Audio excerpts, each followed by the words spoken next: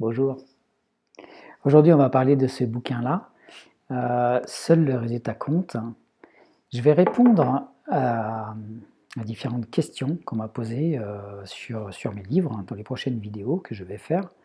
Et j'ai voulu commencer par ce livre, Seul le résultat compte, parce qu'on m'a posé la question, comment t'es venue l'idée de ce titre aussi nul? J'exagère un petit peu, on ne me l'a pas demandé comme ça, mais ça voulait dire ça à peu près. Seul le résultat compte, il faut savoir que ce titre-là n'était pas le titre de départ. Le titre de départ de ce livre, c'était Sleep Zone. Pourquoi? Parce que c'est un livre qui parle du sommeil, enfin qui explore le sommeil pour explorer la conscience en fait. La conscience, l'inconscient collectif, et faire une liaison entre les deux. Le thème, enfin un des thèmes, ou plutôt un des sujets du roman, parce qu'il y a une différence entre le thème et le sujet, et je ferai une vidéo prochainement pour expliquer ce que c'est, pour ceux qui aiment écrire, enfin ceux qui aiment, ceux qui écrivent. Il y a une différence entre le thème et le sujet. Un des thèmes, oh, je me suis foutu dedans, un des sujets du livre, c'est l'intention. Pourquoi j'ai appelé ce livre Seul le résultat compte, et pourquoi je n'ai pas gardé le titre Sleep Zone? Alors déjà, sur le titre, il faut savoir que moi, quand j'écris un bouquin, peu importe ce que c'est, j'ai toujours besoin de trouver le titre dès le départ. Pourquoi? Parce que je n'ai qu'une idée un peu floue, un peu vague de ce que je veux écrire, mais le fait de donner un titre à mon projet, ça permet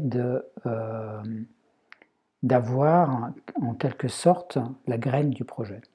C'est-à-dire que l'intention de départ, elle est dans le titre. Le titre, il peut évoluer. C'est-à-dire, dans l'écriture, je peux trouver mieux, je peux trouver quelque chose de plus précis, je peux affiner ma pensée. En fait, tout le travail, le titre, il reflète grosso modo l'évolution du titre, en tout cas, reflète l'évolution de mon travail d'écriture comme travail de conscientisation d'une partie de mes inconsciences. Pour moi, écrire, c'est transformer des intuitions en conscience. Quand je commence un projet, et j'aime bien prendre l'exemple du roman parce qu'un roman, c'est un travail qui est dense, c'est un travail qui va m'occuper pendant plusieurs mois, voire même plusieurs années pour moi. C'est un travail qui part d'une intention.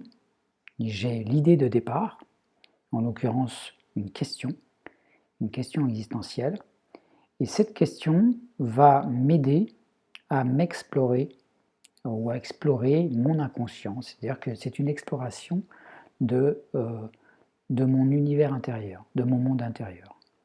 J'explore tout ça, et puis le fait de mettre mes idées sur le papier, en avançant dans l'histoire, en avançant dans le déroulement, ça me permet de ramener mon monde intérieur à l'extérieur, et donc de le partager à l'extérieur. Même s'il n'y a personne dans le processus d'écriture qui a accès à ce que j'écris, pour moi, ce monde intérieur, je l'ai sous les yeux, il devient un monde extérieur. À partir de là, je peux l'observer, je peux l'analyser, je peux mieux le comprendre, et donc il agit comme un miroir de mes propres défaillances, entre guillemets. Ce n'est pas un jugement. Défaillance dans le sens où on a des parts de conscience et des parts d'inconscience. Et le travail d'écriture consiste à augmenter la part de conscience en prenant conscience justement de nos inconsciences. Donc, je me suis un peu peut-être écarté de la question du départ, qui était pourquoi j'ai donné, enfin comment m'est venue cette idée d'un titre aussi nul que seul le résultat compte. Eh bien tout simplement parce que c'est un titre cohérent avec le bouquin. Au départ, Sleep Zone, c'était le germe, c'était la graine, c'était ce qui enfermait mon projet, ce qui contenait l'évolution possible de mon projet. Cette graine, je l'ai arrosée pendant des années, Ça a été très compliqué de conscientiser quelque chose. Et tant que, pour moi, un roman n'est pas arrivé à un message nouveau, c'est-à-dire tant que le roman lui-même ne m'a pas appris quelque chose, j'estime que mon travail n'est pas terminé. C'est-à-dire que j'explore mon monde intérieur, je l'apporte à l'extérieur, et si en fait il ne m'apporte rien d'autre que ce que je sais déjà, c'est que j'ai pas fait mon boulot. C'est que j'ai pas eu le courage de plonger un peu plus profondément à l'intérieur de moi.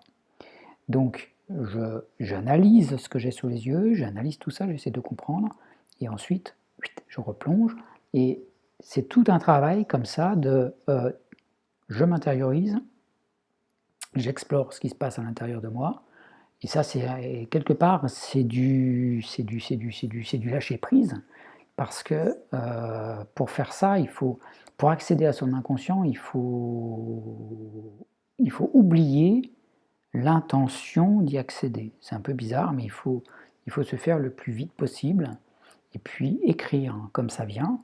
Pour moi, l'écriture, c'est quelque chose qui se rapproche de la canalisation, de la médiumnité. On accède à quelque chose qui est inconscient, et puis une fois que c'est sur le papier, là on commence à réfléchir. Là on peut commencer à regarder ce qu'on garde pas, pourquoi, etc. Et pourquoi il y a une vraie matière. Et souvent, il y a sur 100 pages, allez, moi en fait j'aime dire que quand j'écris un bouquin, je fais 4 pas en avant, et ensuite j'en fais 3 en arrière. Pourquoi? Parce que j'ai beaucoup produit, j'ai beaucoup tiré des choses de l'intérieur de moi, j'ai mis ça sur le papier, je l'ai beaucoup analysé. Cette analyse peut aussi me demander beaucoup de pages d'écriture, beaucoup de schémas, beaucoup de choses comme ça, beaucoup de fiches. Et puis au fur et à mesure, plus je progresse vers mon travail de conscientisation, plus je déchire mes fiches, plus je déchiquette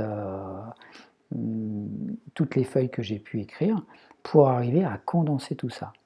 Donc Sleep Zone, c'était ce qui renfermait cette idée de départ, comme quoi je voulais explorer l'inconscient, mais à travers le sommeil. Et mon idée, c'était que, en réalité, le monde collectif aujourd'hui est en sommeil. C'est-à-dire que nous vivons dans une inconscience collective. Et je voulais explorer ça, tout en explorant mes propres inconsciences, parce qu'il y a toujours un parallèle, ou en tout cas une jonction à trouver entre le monde extérieur et le monde intérieur. Pour prendre une image, je pense que c'est comme si la conscience que l'on a de qui l'on est, c'est la surface d'un océan. L'océan, ça représente mon monde intérieur, et puis ce qu'il y a au-dessus, ça représente le monde extérieur. Et la conscience, c'est quoi? C'est juste la surface de l'océan, c'est ce qui va venir en interaction avec le monde extérieur. Et puis des fois c'est très calme, hein. Il y a juste de petites ondulations, des fois il y a des petites vagues, et puis des fois c'est carrément des tempêtes, parce qu'effectivement bien la confrontation entre ces deux éléments ne se fait pas forcément dans la douceur. Seul le résultat compte, c'est un titre qui m'est venu parce que il porte en lui la dualité du livre, qui est une dualité que j'ai voulu explorer entre la conscience et l'inconscient. Et qu'est-ce que ça veut dire, seul le résultat compte? Il y a une première lecture qui peut vouloir dire que peu importe quelque part les dégâts collatéraux, ce qui est important, c'est d'atteindre l'objectif qu'on s'est fixé. Il y a une autre lecture entre les lignes, et pour la comprendre, il faut lire le livre jusqu'à la fin. Et cette lecture fait référence à l'intention. Alors je vous souffle un petit peu le truc, c'est que dans seul le résultat compte, ça peut vouloir dire que, en fait, dès le départ d'un projet, il faut avoir la vision du résultat qu'on veut atteindre. Et en ayant cette vision du résultat qu'on veut atteindre, on ramène finalement le résultat au niveau de l'origine, au niveau du départ. C'est-à-dire que le résultat ne devient plus la conséquence, mais au contraire, il devient la cause. et on inverse le truc. Et donc on est en plein processus, on est en pleine loi d'attraction, on en parle souvent sur Internet, vous allez voir plein de vidéos à propos de ça. C'est quelque chose de fascinant, c'est quelque chose que j'ai moi-même expérimenté dans ma vie à plusieurs reprises, sans forcément le vouloir. Enfin, c'est pas vraiment ça, mais je ferai une autre vidéo à ce sujet-là, parce que c'est un vaste sujet, la loi d'attraction. Mais c'est quelque chose de fascinant, c'est quelque chose qui fonctionne dans un sens comme dans l'autre, elle fonctionne tout le temps en réalité, tout simplement. C'est-à-dire que nos pensées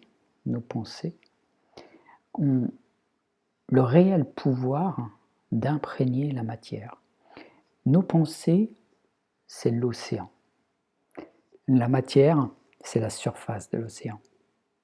Laissez remonter vos pensées et vous allez imprégner forcément la surface de votre océan que vous êtes au contact des autres. Voilà.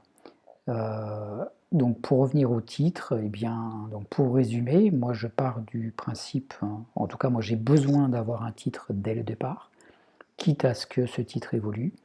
Et puis ensuite j'ai besoin de trouver une cohérence entre le titre et le message que j'ai trouvé à travers l'écriture. Et ce message, je ne peux pas le trouver tant que le processus d'écriture n'est pas terminé. Je le répète, mais j'ai vraiment besoin de prendre du plaisir à l'écriture.